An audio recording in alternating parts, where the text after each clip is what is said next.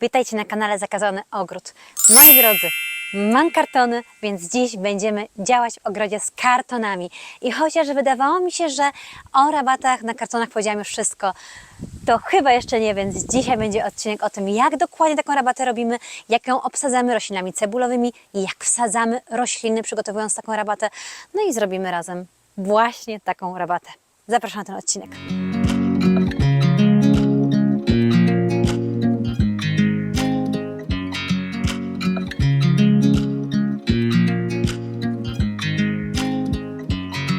I watch you as you drive.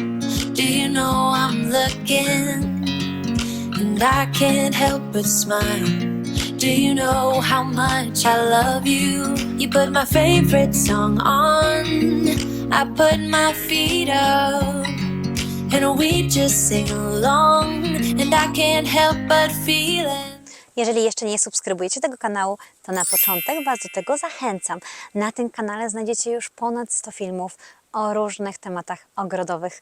Dlatego subskrybujcie, lajkujcie i wysyłajcie innym swoje ulubione filmy. Jesteśmy przy rabacie, która w zeszłym roku, właśnie w październiku, powstała. Jest to rabata, która ma dokładnie rok i wygląda w ten sposób. Jest to rabata, na której nie ściągałam darni, na której nie używałam żadnej glebogryzarki. Jest to rabata, która powstała na kartonach i na kompoście.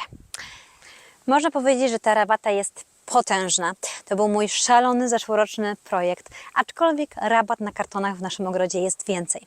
Ostatnio siedziałam na jednej z grup ogrodowych na Facebooku i przeczytałam tam taką całą masę mitów na temat rabat na kartonach, że dziś postanowiłam Wam nie tylko pokazać, jak taką rabatę wykonuję od początku, ponieważ taką rabatę będę tworzyć właśnie w ogrodzie ponownie, to jednocześnie postanowiłam obalić te mity.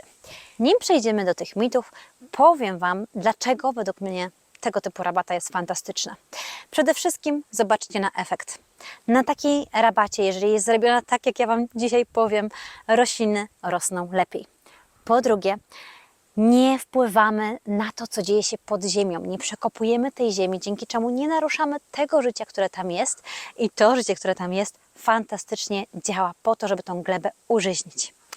Po trzecie, kartony powodują, że cała darń, cała trawa zostaje jakby zduszona i o tym opowiem Wam więcej, więc nie musimy absolutnie ściągać tu żadnej trawy i uwierzcie mi, wiosną ta trawa wcale jakoś nie przerasta. Przerasta w momentach, w których popełnimy jeden mały błąd, o którym też Wam dzisiaj powiem.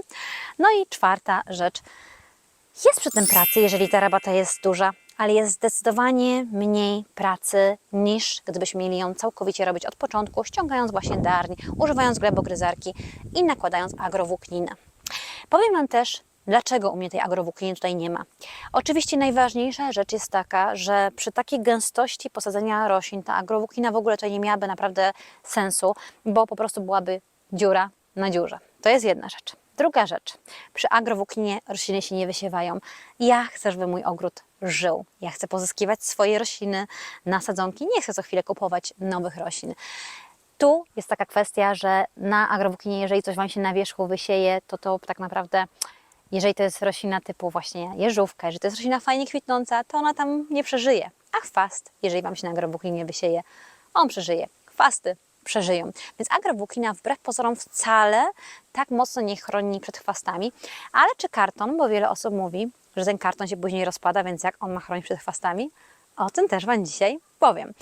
Ale kolejna rzecz, dlaczego tutaj nie używam agrowłókniny, pokażę Wam zaraz rabatę, na której miałam agrowłókninę, na której teraz będę robić naprawdę mocną przebudowę. To była bardzo trudna rabata, przy której rósł też octowiec i niestety tam już w pewnym momencie nic nie chciało rosnąć. Tam mam glebę gliniastą.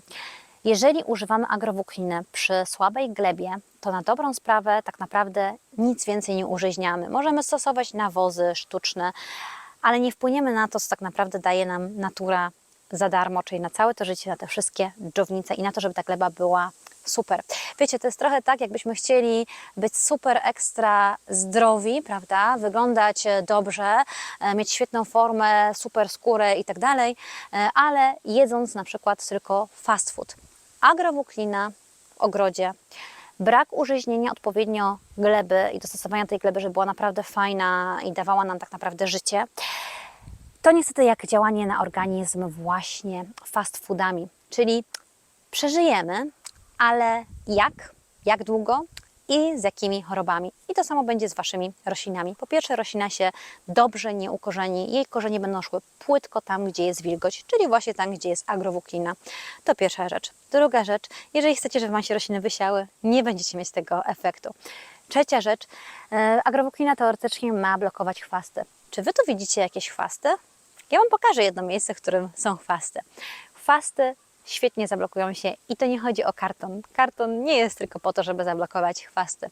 Chwasty świetnie się zablokują przy odpowiednim nasadzeniu i o tym Wam też dzisiaj powiem. No dobra, słuchajcie, ja wiem, że będzie tutaj dużo osób, które będą walczyć, że agrowłóknina jest dobra i tak dalej. Ja nie jestem tutaj po to, żeby Wam powiedzieć, że nie dawajcie agrowłókniny. Każdy dostosowuje ogród do siebie. Ja tylko daję takie argumenty, dlaczego jeżeli chcemy naprawdę ten ogród mieć piękny i taki naprawdę już powalający z dużą ilością roślin, jeżeli chcemy mieć dużo wiosną tulipanów, dużo pięknych lilii i innych roślin cebulowych, dlaczego ta agrowłóknina się nie sprawdzi i dlaczego ona nie poprawi struktury naszej gleby. Natomiast dlaczego kompost, kartony i metoda no-dig świetnie działają już w pierwszym roku. A jeżeli ktoś przy agrowłókninie taką rabatę ma po pierwszym roku, to czekam na zdjęcia. Jak Wam już pokazywałam na tej rabacie, ja nie mam zbytnio chwastów. Chwasty, jakie tam się zdarzają, to są pojedyncze chwasty. Dlaczego? Dlatego, że jest ona tak fajnie porośnięta, że gleba jest przysłonięta. Tam nie ma zbytnio co się wysiać, jeżeli chodzi właśnie o chwasty. Tam się wysiewają mi tylko te rośliny, które rzuciły pięknie swoje nasiona, a chwasty, które są dookoła, nie mają tak naprawdę prawa osiąść. Pojedyncze może faktycznie są, ale to są pojedyncze. Natomiast wzięłam Was celowo w taki niezbyt piękny zakamarek, żebyście wiedzieli, dlaczego ta metoda czasami nie do końca wychodzi. To jest fragment rabaty, który jest po prostu mniej obsadzony. Gdy ja już tą rabatę tworzyłam, w tej części najmniej roślin jednorocznych i najmniej takich roślin też właśnie bylinowych posadziłam. Jest tu więcej róż, w związku z czym ta ziemia jest dosyć mocno goła. To jest pierwsza rzecz.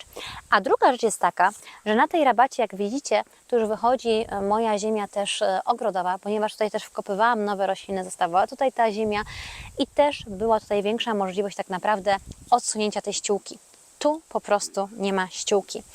Tak naprawdę chwasty blokuje ściółka. Agrowłóknina jest taką jakby sztuczną, nawet nie tyle ściółką, tylko właśnie zakryciem tych chwastów, że one nie będą nam wyrastać. I dlatego często mówimy, że położyliśmy agrowłókninę i nic nam już tam nie rośnie, ale jeżeli te chwasty zostaną zduszone czymś innym, niekoniecznie tylko agrowłókniną, to one też nam się nie przebiją i też się nie przebije trawa. Zresztą jak zobaczycie, trawa mi się tutaj nie przebija, a tu w ogóle nie była darń ściągana. Chwasty, które tu mam, one się tutaj po prostu wysiały, bo tu jest bardziej łyso, więc ja wiem, że na tej rabacie w tym roku będę dosadzać jeszcze kocimiętkę przodem, będę docelowo dosadzać tutaj więcej bylin, które mam też ze swojego siewu i w przyszłym roku, uwierzcie mi, te pojedyncze chwasty tutaj się nie zdarzą i będzie tak, jak było tam. No dobra, ale przejdźmy do obalania mitów i przejdźmy do tego, co robimy, żeby właśnie te rabaty tak fajnie nam wyszły. W tym miejscu również będzie u mnie powstawać właśnie rabata bez kopania, rabata na kartonach. I teraz tak, jeżeli ktoś jeszcze nie wie, jak taką rabatę stworzyć, to zacznę od tego, co tak naprawdę potrzebujemy. My zbieramy kartony, zaraz Was zabiorę po prostu w miejsce, gdzie już jest taka naprawdę sterta kartonów, które muszę po prostu tutaj przywieźć. Zbieramy grube kartony i najlepiej, żeby te kartony były bez nadruku. Tu też chodzi o to, żeby ta farba sztuczna nie wnikała nam w tą ziemię, bo wcale to wtedy nie pomoże użyźnieniu gleby.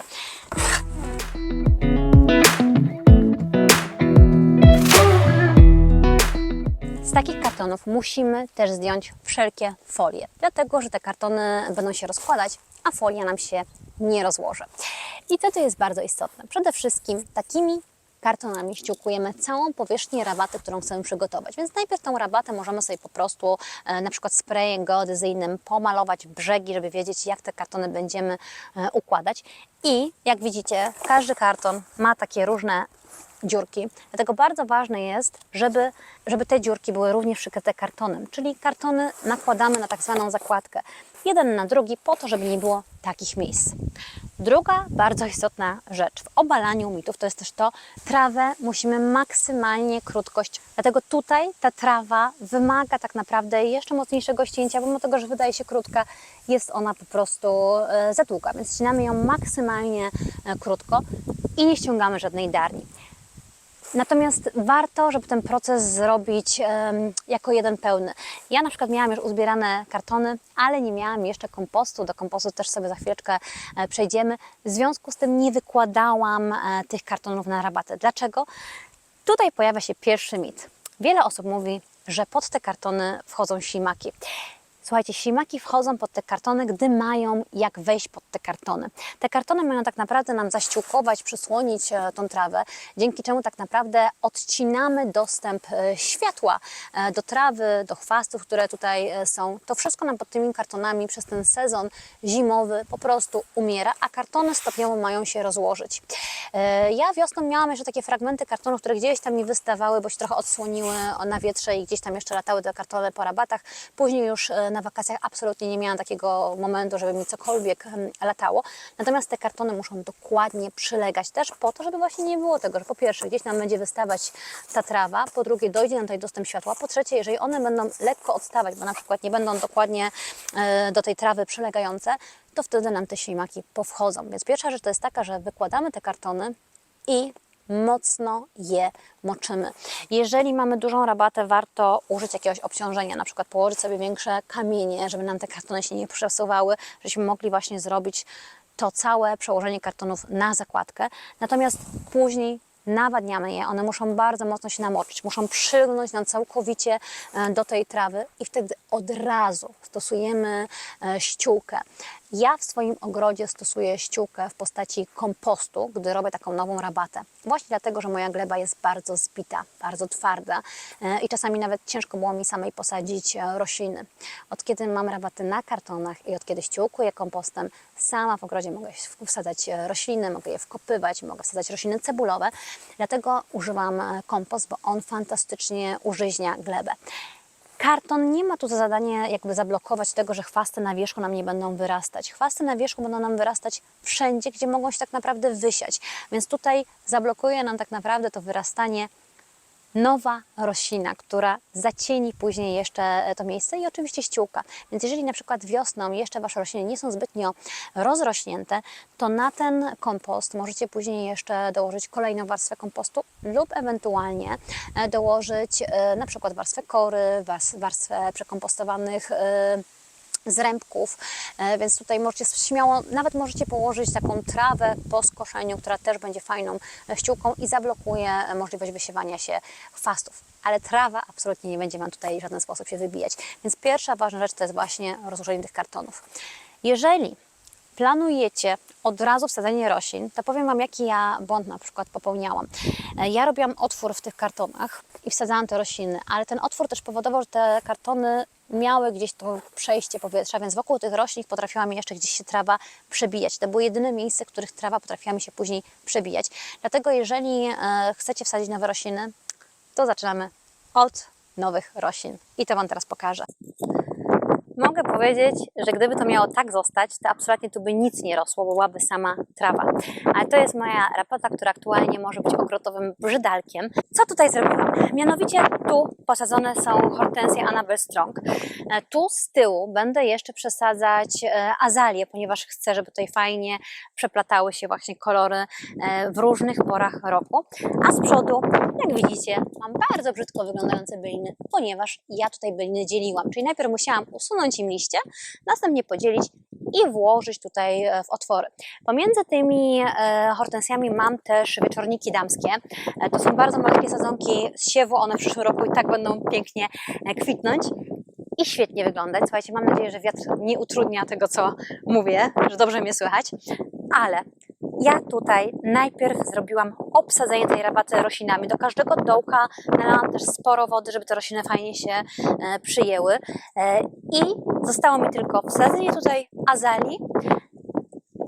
Pomiędzy tymi roślinami mamy już posadzone rośliny cebulowe. Czyli po prostu brałam szpadel, sadziłam sobie rośliny cebulowe, które chciałam w danym miejscu, czyli przodem na przykład puściłam tutaj tulipany, tu gdzieś sadziłam czosnki ozdobne.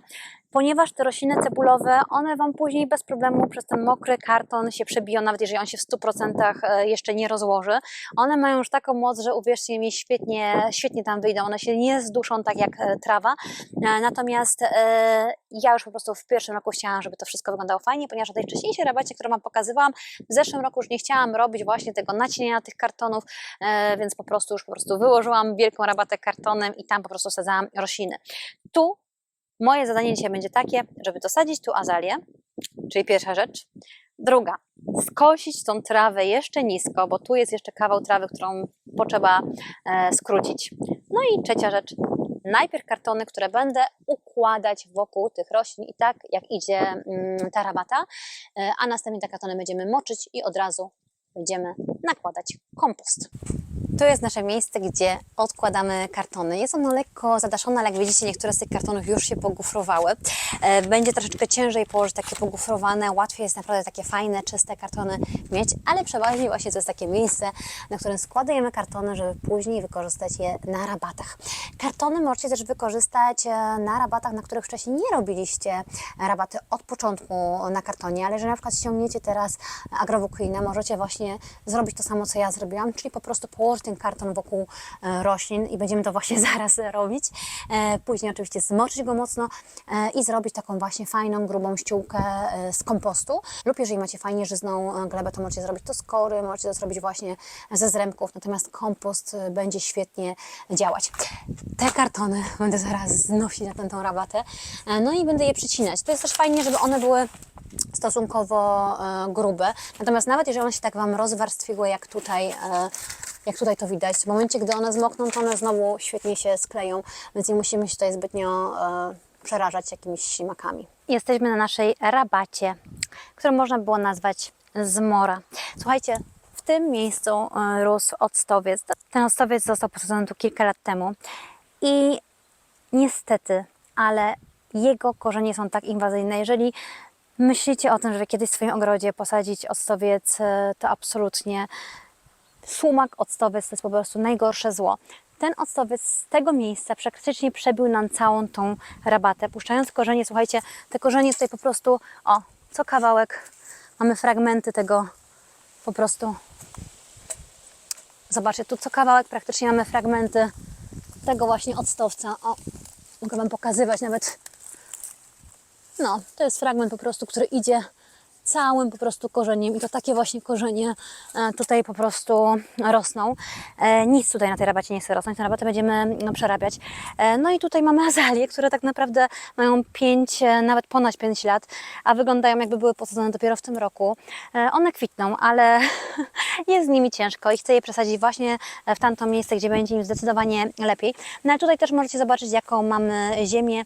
Jest to naprawdę taka mocna glina. Mieliśmy tu wcześniej AgroWooClean i to była taka rabata, na której ja już po prostu machałam, bo wcześniej obsadzałam roślinami, ale nic tu nie chciało rosnąć. Nawet rośliny, które powinny niesamowicie tutaj dawać czadu. Nawet jeżówki, słuchajcie, po prostu mikro, naprawdę mikro. Więc w tym roku przerabiamy tę rabatę. Tu będzie grubsza przeróbka, tu nie będzie rabata na kartonach, ale myślę, że o tym powiem w innym odcinku. No a mi zostaje wykopanie tych azalii. Mam nadzieję, że mi się to uda, bo jak zobaczycie, jak tutaj idą korzenie po prostu tego octowca, to jest po prostu cała rabata w tych korzeniach. Nic, praktycznie nic nie urośnie. On pobiera tutaj składniki odżywcze całkowicie. No i naprawdę ciężko się tutaj te rośliny wykopuje, ale chyba dam radę. Come a little closer. I wanna dance with you. Everything's moving slower. I don't know what it is you do. I've been looking at you all night, trying to figure you out. I just wanna make you smile. Hold your hand in my hand, looking at the sunset, man, looking good tonight. Lepsze niż siłownia. Kiss you before the sun goes down. It's what you're doing, making me feel like I'm falling. No dobra, mam moje azalie.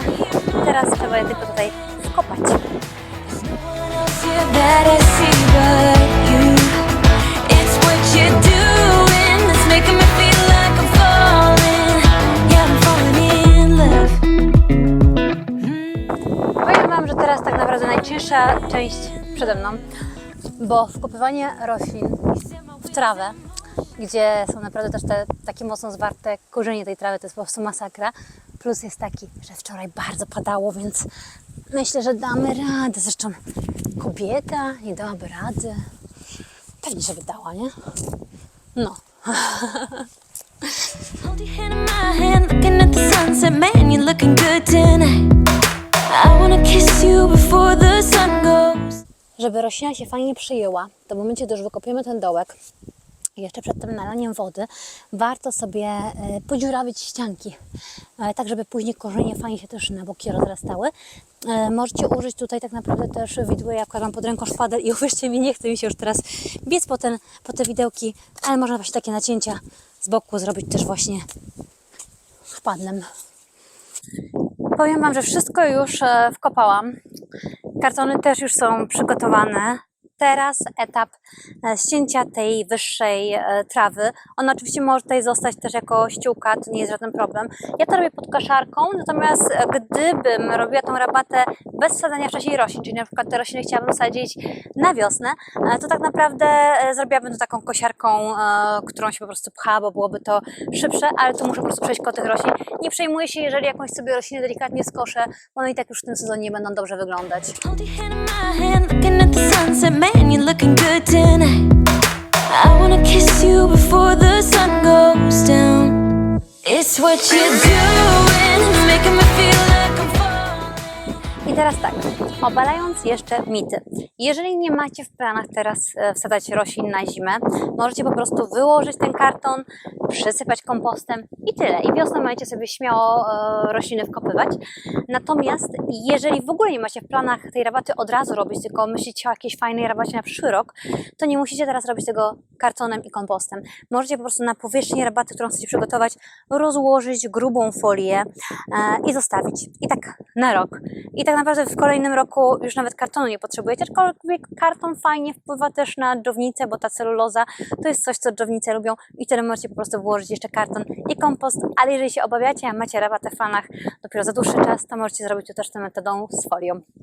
Trawa już skoszona i teraz mnie czeka tak naprawdę moim zdaniem jedna z takich najgorszych rzeczy, naprawdę. Wkopywanie roślin jest moim zdaniem mniej najgorsze, ponieważ tu muszę bardzo dokładnie z tym kartonem wejść, więc nawet dobrze, żeby on był w mniejszych kawałkach. Tak jak już Wam powtarzałam dzisiaj kilkakrotnie, jeżeli robimy całą rabatę, tak naprawdę to jest szybkie ułożenie kartonów, ale jak trzeba tak pociupać pomiędzy, to jest troszeczkę więcej działania. Wiele osób mi pytało też o taką teksturę falistą, którą można czasami po prostu gdzieś dostać w rolce. Taką tekturę stosowałam na rabatach, ale faktycznie musiałam ją na kilka razy składać, więc o wiele lepiej wykorzystuje się po prostu karton. There's no one else here that I see but you. It's what you're doing that's making me feel like I'm falling. Yeah, I'm falling in love. Falling in love. You set my wheels in motion. 1/3 mojej rabaty już jest obłożona kartonami. Ja muszę je jeszcze mocniej namoczyć, żeby one naprawdę fajnie dla siebie tak nachodziły, ale jak widzicie, one są po prostu ułożone na zakładki. I teraz tak naprawdę zostaje wyłożenie na to kompostu. Ja tu daję grubą warstwę kompostu, bo gdzieś patrząc na tą ściółkę, to będzie około 10 cm. Na rabacie na środku to mam nawet jeszcze więcej, ale ja wiosną będę chciała jeszcze to ściółkować korą, w związku z tym teraz ta ściółka będzie troszeczkę mniejsza. I'm going crazy for you. I feel like the ocean. Zostało mi tu całkiem sporo jeszcze do zrobienia, bo gdybym miała te kartony tak po prostu rozłożone, wzięłabym sobie po prostu tą taką taczkę, wiecie, za skarpy jest naprawdę ciężko, wzięłabym sobie po prostu taką taczkę, wysypała i po prostu grabiami to rozprowadzała, ale ponieważ mam tu roślinki, to jest troszeczkę trudniej pod tym względem, więc będę wysypywać ten kompost tutaj, a następnie wyrównywać go grabiami. Słuchajcie, w zasadzie to już jest tyle. Tak naprawdę później bardzo ważna kwestia to jest trzymanie wilgotności, żeby te kartony jeszcze fajnie przylegały do końca sezonu. Jeżeli mamy bardziej deszczową pogodę, jest to ułatwione, bo nie musimy chodzić i co chwilę tych kartonów polewać, a jednak takie słoneczko jak dziś potrafi naprawdę dać popalić. No więc wtedy musimy jednak korzystać z tego, żeby brać wąż ogrodowy i jednak polewać te kartony. Natomiast już samą wilgotność utrzymuje kompost, więc jak rzucać tą grubą ściółkę, to nie musicie tego robić tak naprawdę, wiecie, po 2 razy dziennie, tylko tak naprawdę sprawdzacie sobie na codziennie, wieczorkiem, czy te kartony są mokre, czy nie. I jeżeli nie są, no to podlewacie tą całą rabatę. Jeżeli macie jakieś pytania na temat rabat NoDig, na temat tego, jak te rabaty na kartonach tworzę, to dajcie znać. Myślę, że na kanale chyba są już 4 takie firmy o tych rabatach, więc chyba na wszelkie możliwe wiadomości, na wszelkie możliwe pytania odpowiedziałam. Dziękuję bardzo za dziś.